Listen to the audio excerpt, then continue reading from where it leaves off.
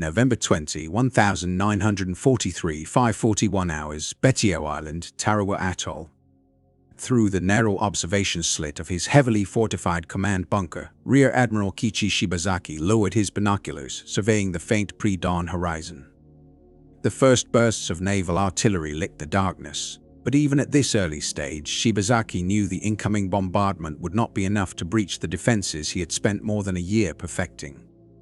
In his estimation, it would take a force of 1 million men a century to successfully seize Tarawa.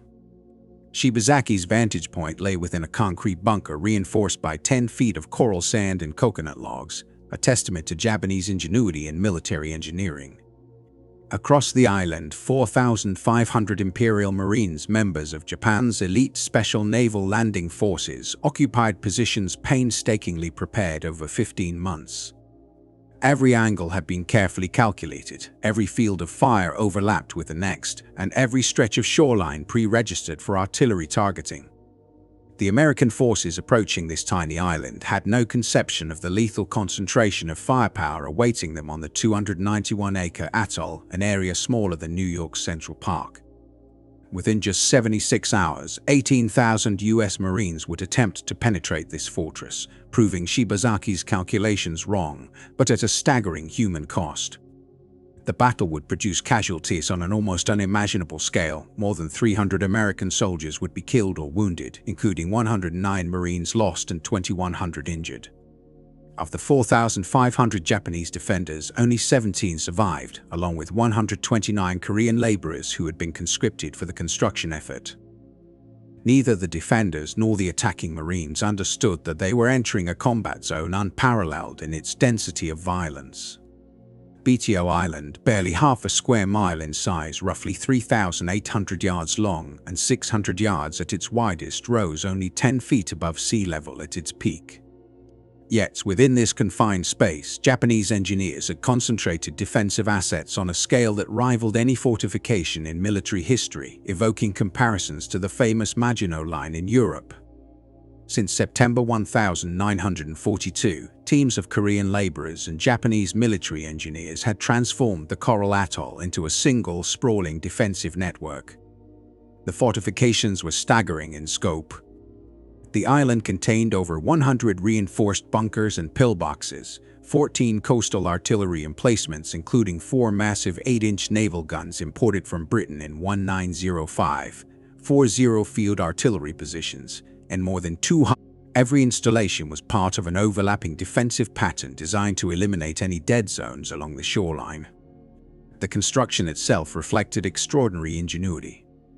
Major bunkers consisted of concrete walls up to 5 feet thick, composed of a specially formulated mix that incorporated crushed coral, creating a material stronger than conventional concrete. Above these, layers of palmwood logs dense enough not to float were placed to absorb explosive impacts. Some logs measured 18 inches in diameter, capable of dissipating tremendous force. Steel railroad rails imported from Japan were used as internal frameworks to strengthen key positions against direct hits from naval shells. Finally, the entire network was buried under sand and coral, often reaching depths of 10 to 12 feet, which further dampened the effect of incoming ordnance. In addition to the concrete and timber structures, the Japanese had deployed hexagonal steel pillboxes, some dating back to the Russo-Japanese War, providing additional hardened positions. Together, these elements formed an interlocking defensive system of exceptional resilience, uniquely adapted to the island's geography. November 19, 1943, USS Maryland, 125 miles southwest of Tarawa. Major Michael P. Ryan stood on the deck of the USS Maryland, surveying the vast armada around him. This was the largest amphibious assault force the United States had assembled in the Pacific to date, poised to strike at a fortified island that represented one of the most concentrated defensive networks ever created. The coming hours would test every aspect of amphibious warfare, leaving a mark on military history and reshaping the understanding of island combat for generations to come.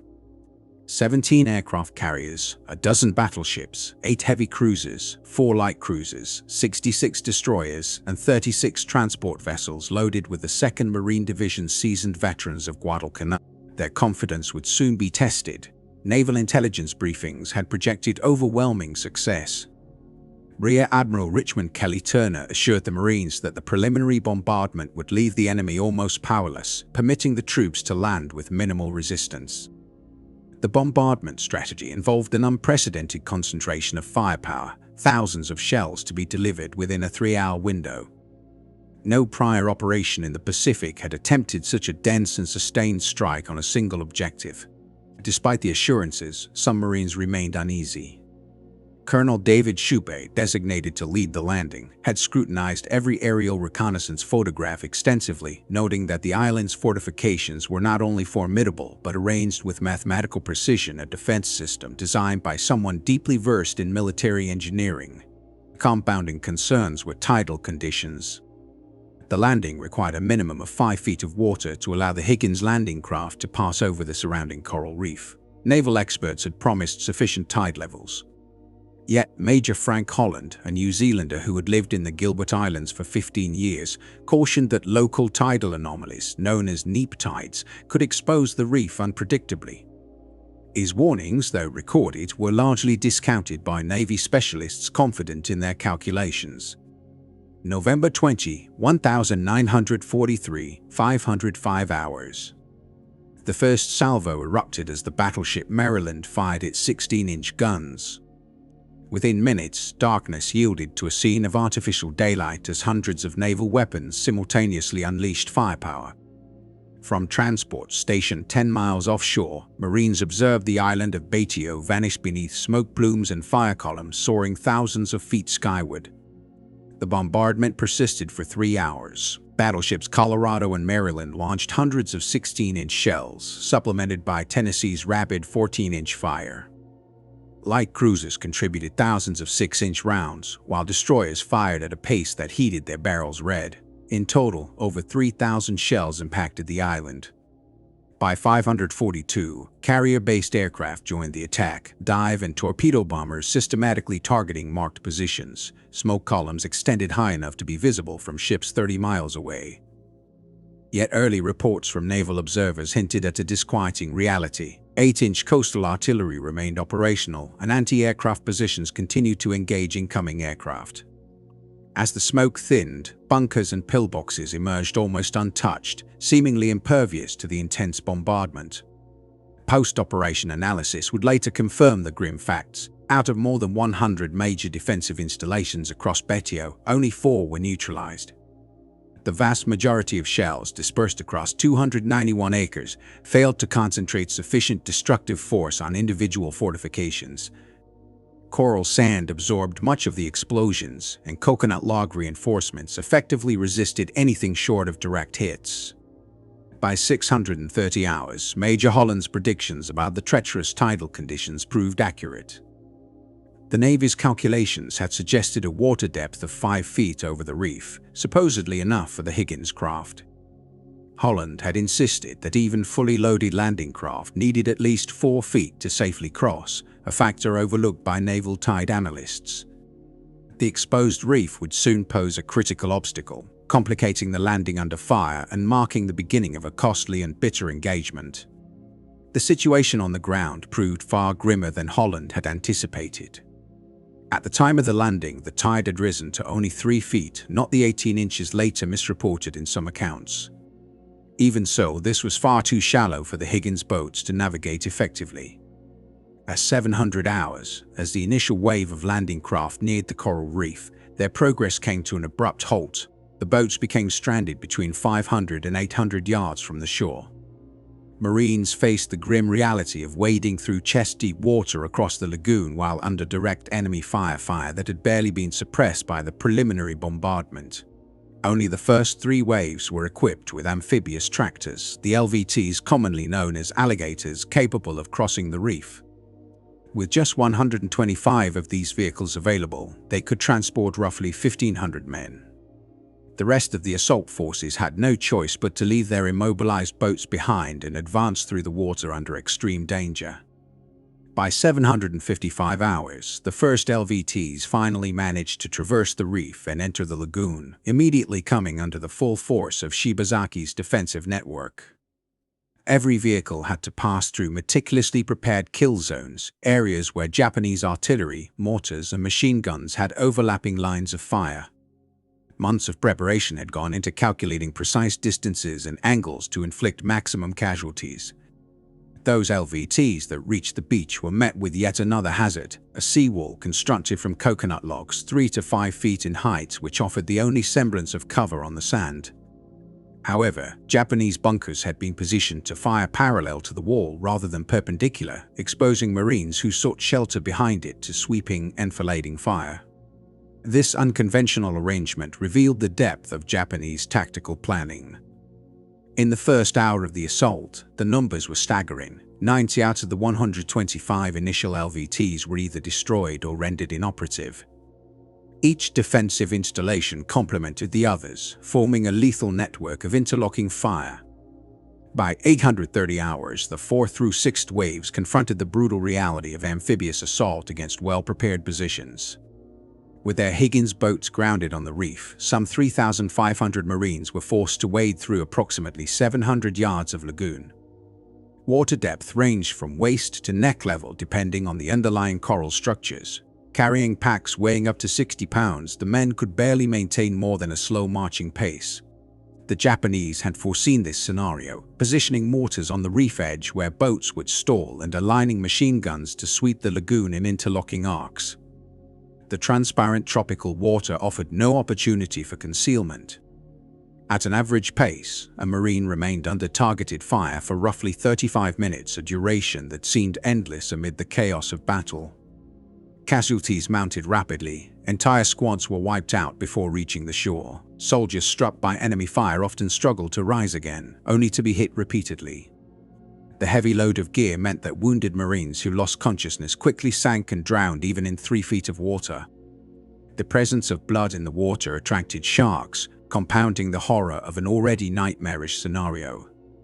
By 915 hours, those Marines who had successfully waded through the surf faced an immediate and severe new challenge. The seawall, which provided the only substantial cover along the landing zone, was capable of sheltering perhaps 500 men at most along its exposed stretch. Yet by 930, more than 1,500 Marines were pressed against it, with reinforcements arriving continuously. Those who could not find space were forced to lie in full view on the open sand or in the shallow water, entirely exposed to enemy fire. From these positions, the strategic brilliance of the Japanese fortifications became painfully clear. Single bunkers were oriented to cover hundreds of yards along the seawall, allowing a single gun to dominate a vast stretch of the beach. Machine gun nests at staggered heights created overlapping fields of fire, striking those in front without sparing those behind. Mortars had been meticulously zeroed on the seawall locations, enabling the gunners to deliver deadly shells with pinpoint accuracy even without direct line of sight. The precise geometric arrangement of the defenses transformed the beach into a lethal zone, where survival depended more on luck than tactical skill. Marines huddled against the seawall had barely 1.5 feet of protection, making any attempt to reposition extremely hazardous. Movement meant instant exposure to a deadly array of weapons. By 1,030 hours on November 20, 1943, Colonel David Shoup had waded ashore after his landing craft was destroyed roughly 500 yards from the beach. Despite a shrapnel wound to his leg, he made his way to the seawall, where he established a command post and quickly assessed the dire situation. Of the 3,500 Marines who had landed in the first 2 hours, around 1,500 were already casualties. The surviving forces held a beachhead stretching roughly 700 yards along the shore and penetrating only about 20 yards inland. Despite the heavy losses, Shoup recognized a critical vulnerability in the Japanese fortifications. While the positions provided mutual support, the destruction of a single bunker could create a breach in the interlocking fields of fire. These gaps, once exploited, allowed attacking forces to strike other positions from angles the defenders had not reinforced. In this way, the very perfection of the defensive design contained its own weakness. Each position had to remain operational for the network to be effective. Through failing radio communications, Shoup issued orders that would shape the remainder of the battle. The attack must continue relentlessly, without pause or withdrawal, regardless of casualties. Victory depended entirely on sustained pressure until the Japanese defenses began to fracture. By 11:00 hours, the turning point of the engagement came not through coordinated unit maneuvers, but through decisive individual actions. Marines began taking independent initiatives to neutralize specific enemy positions, often at extreme personal risk. Lieutenant William Dean Hawkins, leading his scout sniper platoon, launched a series of aggressive assaults against Japanese strongpoints. Conventional military doctrine warned that advancing across open ground toward fortified positions was almost certain death, but Hawkins disregarded this, systematically attacking multiple machine gun emplacements with grenades, demolition charges, and rifle fire. Though he succumbed to mortal wounds on November 21, he had personally neutralized 6 key enemy positions, creating critical openings in the defensive line. Staff Sergeant William J. Bordelong, despite being wounded repeatedly, attacked 2 machine gun nests on November 20 using demolition charges, destroying both before being killed while engaging a third. His actions removed a critical threat that had been inflicting heavy casualties along the seawall. Lieutenant Alexander Boniman Jr., a combat engineer who had abandoned a successful civilian career to enlist, spearheaded the assault on the largest Japanese fortification, a bomb-proof command bunker. On November 22, Boniman led his men up the sandy slope under intense fire, fully exposing himself to enemy gunfire while providing covering fire and coordinating the placement of demolition charges. He maintained this exposed position until he was killed, but his sacrifice enabled the Marines to eliminate one of the most important strongpoints in the Japanese defensive network. Through these courageous and individual acts of initiative, the Marines were able to exploit weaknesses in what had initially appeared to be an impenetrable defense, gradually turning the tide of a battle that had begun as a near catastrophe. November 20, 1943, 1400 hours. Inside the remaining Japanese bunkers on the island, a stark and unsettling realization was spreading among the defenders. The Americans were not reacting to casualties in the manner that conventional military strategy would predict. Units that had suffered losses of around 50%, a threshold at which most military formations typically lose their ability to fight effectively, continued to press forward relentlessly. Despite severe attrition, the Marines maintained their offensive momentum, absorbing losses that should have halted any conventional force. The Japanese defensive strategy had been built on a critical assumption: no rational army would continue its assault after sustaining 30% casualties. Their entire defensive framework was mathematically designed to exploit this expectation, relying on the predictable collapse of enemy units once attrition reached certain levels. Yet the Marines defied this calculation. Human resolve was proving more decisive than rigid tactical planning. For the Japanese, the collapse of interlocking defensive positions was accelerating. As Marines systematically eliminated one strongpoint after another, gaps began to appear in the previously continuous network of fire. Each breach allowed additional forces to penetrate further, creating new vulnerabilities and speeding the disintegration of the overall defense. November 20, 1943, 1600 hours. By late afternoon, the rising tide allowed a limited number of landing craft to reach the beach directly, although many remained stuck on the surrounding reef. Reinforcements started arriving in larger numbers, but they continued to encounter concentrated enemy fire. The shoreline, which 6 hours earlier had functioned as a deadly killing zone, had transformed into a chaotic yet operational landing area.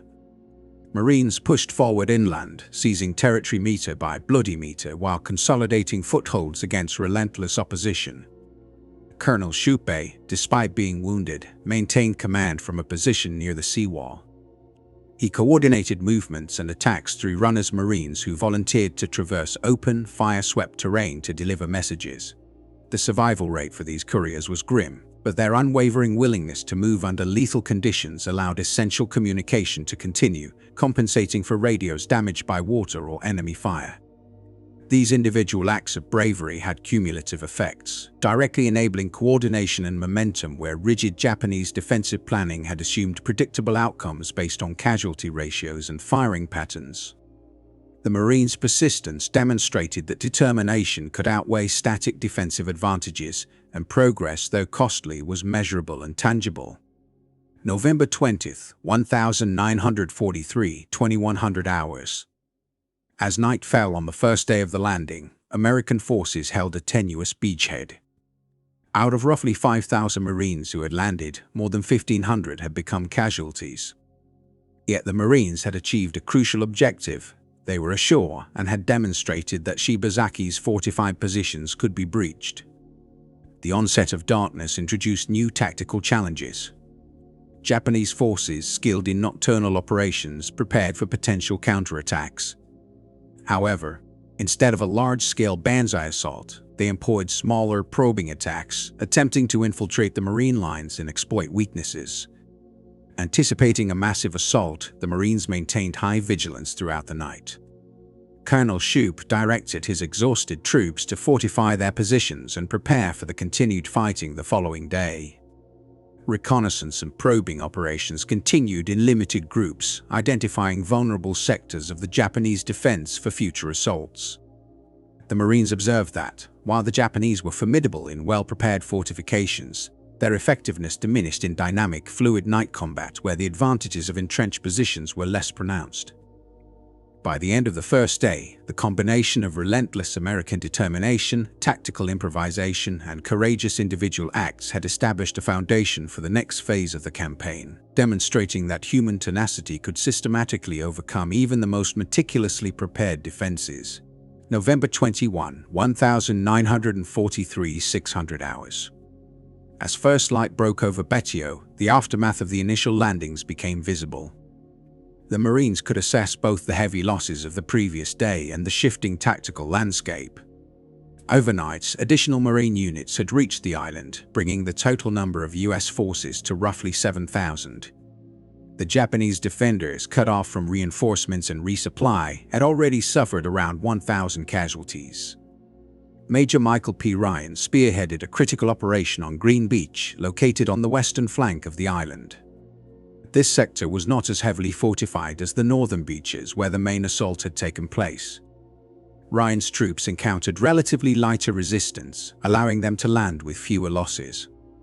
Once ashore, they began an eastward advance along the central axis of the island, striking Japanese positions from unexpected directions. The Marines' methodical dismantling of enemy strongholds accelerated, informed by the costly experience of prior bunker assaults. Each fortified position demanded tailored tactics, either concentrated Sherman tank fire, which had finally reached the beach, or demolition teams armed with satchel charges and flamethrowers. The process followed a deliberate step-by-step pattern: suppress, advance, demolish, and repeat. November 21, 1943, 1400 hours. Attention turned to the command bunker of Admiral Shibazaki, the largest and most formidable defensive structure on Betio. Constructed with concrete walls 5 feet thick and covered under layers of sand and coral, it contained multiple firing points and subterranean chambers capable of sheltering 300 personnel. The assault required tight coordination among infantry, engineers, and armor units. Sherman tanks engaged the bunker at close range, directing fire into its apertures while Marines provided suppressive cover. Combat engineers moved forward with explosive charges, targeting every accessible opening. When these measures failed to penetrate the main structure, bulldozers were brought in to seal entrances with sand and debris.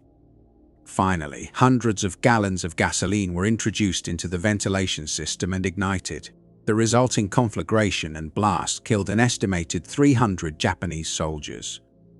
Admiral Shibazaki likely perished in the bunker, though his remains were never positively identified.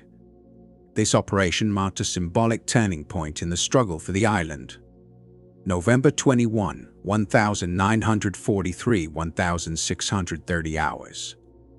Later that day, Marines secured control of Betio's airfield, the strategic objective that had motivated the entire campaign.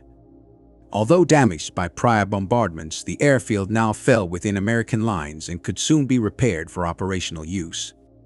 Japanese forces had concentrated their defense around this critical target, assuming the Americans would strike it directly. However, the Marines' strategy prioritized establishing and expanding a foothold over immediately capturing the airfield. They demonstrated a willingness to absorb severe losses to secure a beachhead before systematically neutralizing defensive positions across the island, effectively undermining Japanese expectations.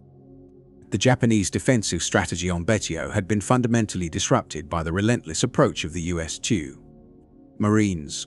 Unlike the defenders' expectations of an enemy who would aim for carefully selected targets, the Marines pressed forward with unyielding determination, willing to sustain heavy losses to gain even the smallest tactical advantage. This uncompromising advance rendered traditional Japanese fortifications increasingly ineffective. By the early morning of November 22, 1943, after 3 full days of intense fighting, U.S. forces had secured roughly 2/3 of Betio. Japanese resistance had fragmented into scattered, uncoordinated groups. Of the initial 4,500 defenders, fewer than 1,000 remained alive. Most were injured, ammunition was scarce, and the defenders were fully aware that their situation was hopeless. Yet, those who remained fought with a determination born of resignation to death. Every defensive position had to be completely neutralized. Any structure left partially intact would continue to pose a threat once Marines advanced past it. The method adopted by U.S. forces was meticulous and unrelenting. Engineers and infantry relied on a combination of flamethrowers to clear interior spaces, demolition charges to collapse fortifications, and additional flamethrower sweeps to eliminate survivors. Each pillbox or bunker had to be treated as a self-contained stronghold requiring thorough destruction. By mid-morning on November 22, attention had turned to the eastern tip of the island, where the remaining Japanese forces had concentrated into a network of interconnected bunkers known as the Pocket by Marine intelligence. Around 500 defenders occupied this final redoubt, attempting to leverage the narrow geography of the island's tail to maximize their defensive potential. Reducing this last bastion demanded 14 hours of continuous combat, with progress measured in mere yards. Marines used tanks to suppress fire, engineers to breach fortifications, flamethrowers to clear interiors, and infantry to confirm that all defenders had been neutralized. Despite the slow pace, the advance was steadier than the initial, heavily contested beach assaults on the first day. By nightfall, the pocket had been significantly reduced. Surviving Japanese soldiers staged a final banzai attack just after midnight, a desperate act that was swiftly extinguished by concentrated machine gun fire. By 1:30 p.m. on November 23, after more than 3 days and 76 hours of relentless fighting, Betio was officially declared secure. The human cost was extraordinary. Of the original 4,500 Japanese defenders, only 17 survived as prisoners, along with 129 Korean laborers forced to work on the island's fortifications. The battle resulted in a near-total annihilation of Japanese forces, representing a casualty rate of approximately 99.7%. U.S. losses included 1,089 Marines and 30 sailors killed, with over 2,100 wounded. In just over 3 days, the 2nd Marine Division suffered more casualties than the Marines had endured over 6 months of combat on Guadalcanal, marking the highest casualty rate recorded for an American division in any Pacific engagement up to that point. Despite the severe losses, the operation yielded a decisive strategic outcome. Betio's airfield became operational within days, enabling further Allied operations throughout the Central Pacific. More critically, the combat experience and lessons extracted from Tarawa's coral beaches informed a comprehensive overhaul of U.S. amphibious assault doctrine. The procedures refined through blood and sacrifice at Betio would directly influence subsequent operations, reducing casualties and improving efficiency in the campaigns that followed. Every facet of the Tarawa engagement was meticulously examined. Failures were catalogued in detail, and every success was dissected to extract practical lessons. The Navy admitted that its preliminary bombardment prior to the landing had fallen far short of what was necessary. Subsequent amphibious operations would adopt much longer bombardments, extending over several days or even weeks, employing armor-piercing shells with delayed fuses engineered to breach reinforced concrete defenses. The creation of specialized underwater demolition units, precursors to the Navy SEALs, ensured that beaches could be properly surveyed and obstacles cleared before landings. The effectiveness of amphibious tractors was conclusively demonstrated during the battle, prompting large-scale production of improved models featuring reinforced armor and enhanced capability to traverse coral reefs. Vehicles such as the LVT-2 Water Buffalo and the amphibious DUKW truck became essential standard equipment, eliminating the perilous shallow water crossings that had claimed countless lives at Tarawa. Communications equipment underwent significant redesigns to achieve waterproofing and include backup systems, allowing coordination to continue even if primary radios were disabled. New types of bunker-busting munitions were developed, specifically tailored to overcome the formidable Japanese fortifications. Within 6 months of the battle, napalm was introduced into the Pacific theater, giving U.S. chide force as a weapon designed to clear entrenched positions with unprecedented efficiency. Every innovation implemented after Tarawa directly reflected lessons learned from the costly mistakes suffered there. The shock of Tarawa reverberated through the Japanese Imperial General Headquarters. The Americans had accomplished what Japanese doctrine considered virtually impossible. They had absorbed massive casualties to secure a relatively minor strategic target. This willingness to endure such losses revealed an American resolve that Japanese planners had profoundly underestimated. The Japanese had anticipated that small island fortresses would deplete American morale through attrition, yet Tarawa demonstrated the opposite. The US military was prepared to accept almost any cost to maintain strategic initiative. This realization forced a fundamental reassessment of Japan's defensive planning, as no Pacific position could now be presumed to halt American advances. Japanese forces on other islands scrutinized reports from Tarawa, but the conclusions were discouraging. The Americans had learned from their failures and were unlikely to repeat them. Future assaults would rely on vastly superior firepower, better equipment, and refined tactical coordination, leaving defenders with ever-diminishing prospects of holding their positions. For the Marines who endured the battle, the intensity of Tarawa's 76 hours remained unmatched in memory. The sheer concentration of combat within a confined area and over such a brief period was unlike anything encountered elsewhere in the Pacific campaign. Veterans frequently cited Tarawa as the most harrowing experience of their service, surpassing even Iwo Jima, Okinawa, or Peleliu. Survivors formed a distinctive fellowship, bound by the shared memory of what was arguably the bloodiest, most compact battlefield in Marine Corps history.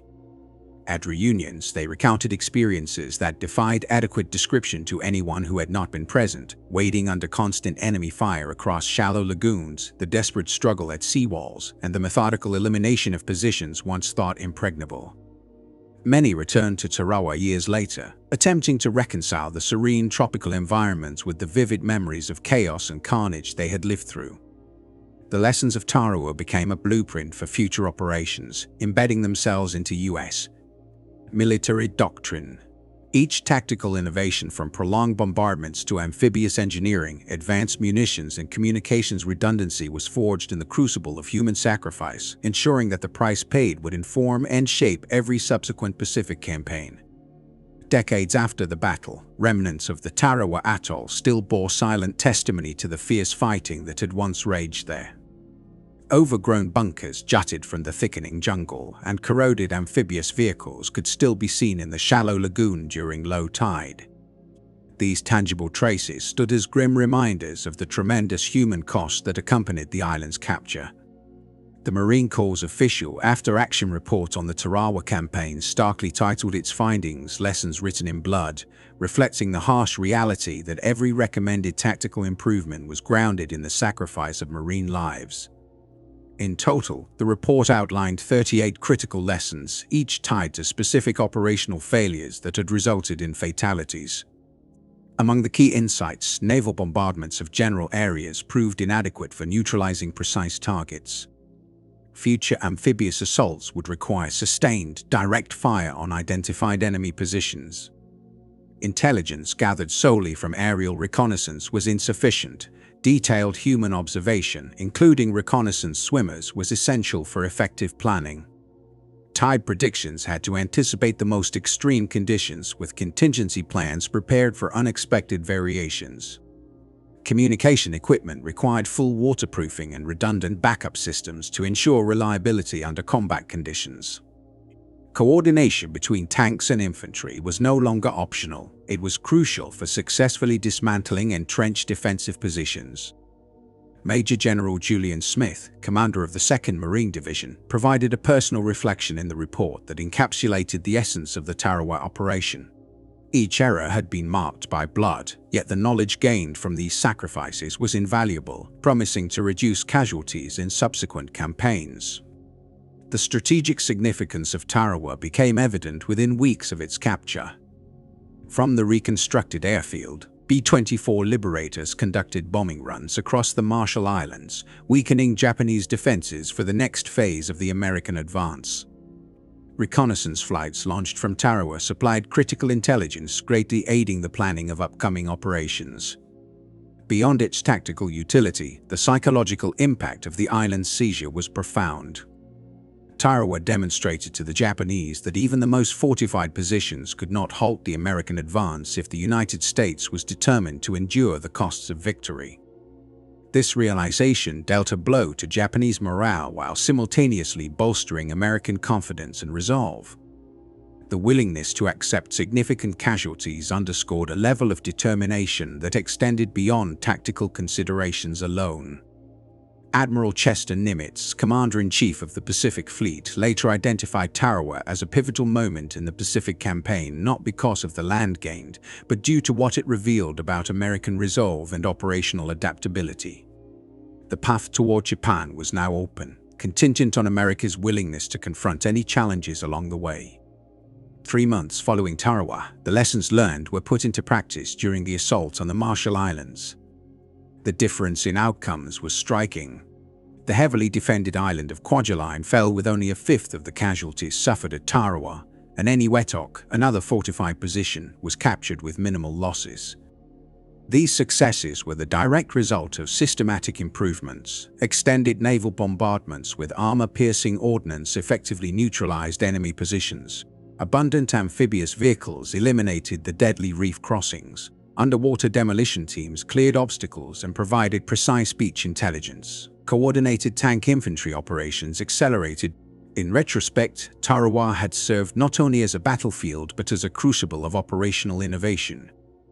The knowledge forged in its costly struggle transformed subsequent campaigns, ensuring that future amphibious operations would be executed with greater efficiency and significantly reduced loss of life.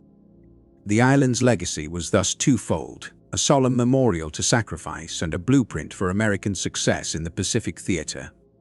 The lessons learned from Tarawa left an indelible mark on U.S. military operations. Every advancement in amphibious warfare traced directly to the bitter experiences on that small coral atoll. The bloodshed there had exacted a steep price but provided insights that reshaped the way the Marines approached future landings.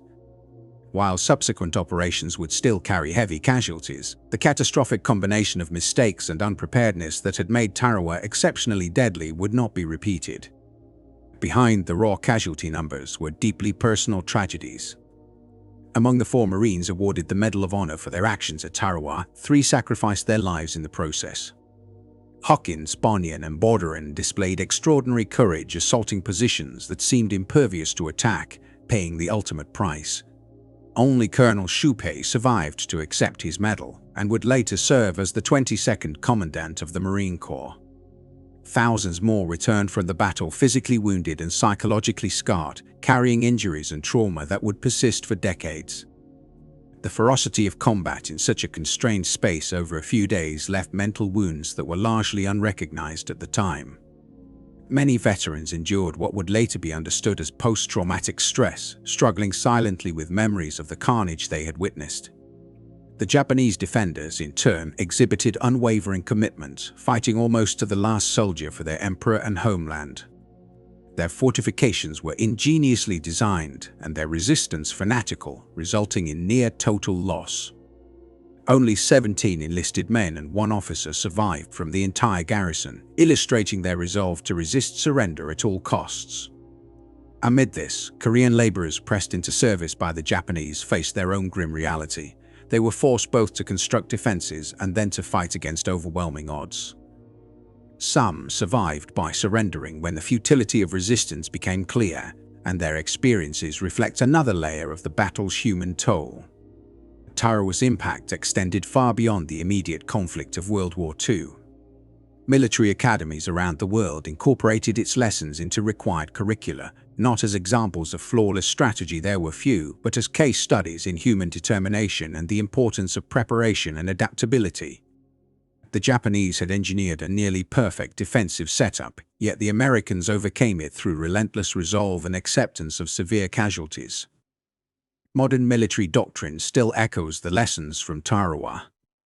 Accurate intelligence gathering, the deployment of specialized equipment suited for specific operational environments, the coordination between service branches, and the recognition that sheer human will can counteract tactical disadvantages all have their roots in the intense 76-hour engagement on Betio. The creation of special operations forces, the prioritization of reconnaissance, the development of precision munitions to breach fortified positions, and the principle of applying overwhelming force at the point of attack are all directly informed by what was learned during Tarawa. The battle demonstrated that no defensive position is truly impregnable if the attacking force is prepared to bear the cost, a principle with relevance well beyond military strategy. Admiral Shibazaki's confident prediction that taking Tarawa would require 1 million men over a century stands as one of history's most dramatically mistaken military forecasts, underscoring the unpredictability of war and the enduring significance of courage, preparation, and human resolve in combat. Over the course of just over 3 days, 18,000 United States Marines demonstrated that sheer resolve could breach even the most formidable fortifications, that the principles of American democracy could inspire warriors as disciplined and committed as those of any authoritarian regime, and that no defensive. The numbers were stark. Nearly 300 American casualties were incurred to overcome approximately 4,500 Japanese soldiers defending a single strategically minor island. From a purely tactical perspective, this ratio might seem unsustainable, yet war is not solely measured in numbers and efficiency. True victory is determined by a nation's willingness to endure the costs necessary to prevail. The Battle of Tarawa became a stark proof that Americans, when convinced of the legitimacy and necessity of their mission, could absorb staggering losses to achieve their objectives. The Japanese had planned on the assumption that the American commitment to individual life would limit their capacity to endure heavy casualties. They discovered that Americans, motivated by a sense of justice and purpose, would persist regardless of the price. Tarawa's significance lies not just in what was captured, an airstrip of limited strategic value, but in the lessons it imparted. The operation reshaped U.S. amphibious assault doctrine, sent a clear signal to both allies and adversaries regarding American determination, and confirmed that no defensive network in the Pacific could be considered invulnerable if the United States was prepared to pay the human cost. The valor exhibited by the Marines during this engagement became emblematic of American combat spirit. Troops waded through hundreds of yards of water under constant fire, advanced against heavily fortified positions with little cover, and pressed forward even when survival appeared improbable. Their actions did more than secure Tarawa. They generated insights that would protect countless lives in future battles across the Pacific theater. Colonel David Shupe, reflecting on the battle years later, succinctly captured its essence. Japanese Commander Shibazaki had asserted that even 1 million Americans could not take the island in a century. The reality was radically different. 18,000 Marines accomplished the mission in just 76 hours. The disparity between prediction and outcome was rooted in perspective. Shibazaki had calculated in terms of physical obstacles, concrete, steel, and terrain. The Americans measured the same situation in terms of determination, courage, and resolve. Tarawa offers lessons that extend far beyond military doctrine. It demonstrates that human willpower can surmount seemingly insurmountable challenges, that people fighting for freedom will endure extraordinary sacrifices, and that even the most fortified forms of tyranny cannot withstand a committed population striving for victory. In less than 4 days, the Marines did more than seize a small island. They demonstrated that the path to Tokyo was viable, that American determination was unwavering, and that ultimate victory, regardless of its cost, was achievable. While Admiral Shibazaki accurately predicted the heavy toll, he underestimated the Americans' willingness to meet it. The soldiers who waded through the coral-strewn lagoons, pressed themselves against seawalls under fire, and stormed heavily defended positions transformed a task that seemed impossible into an accomplished reality. Through their sacrifices, they authored one of the most heroic chapters in American military history, leaving an indelible mark on the sands of a small Pacific island named Tarawa. The battle did not just test men, it redefined what American resolve could accomplish, setting a precedent that would echo across the Pacific campaigns that followed.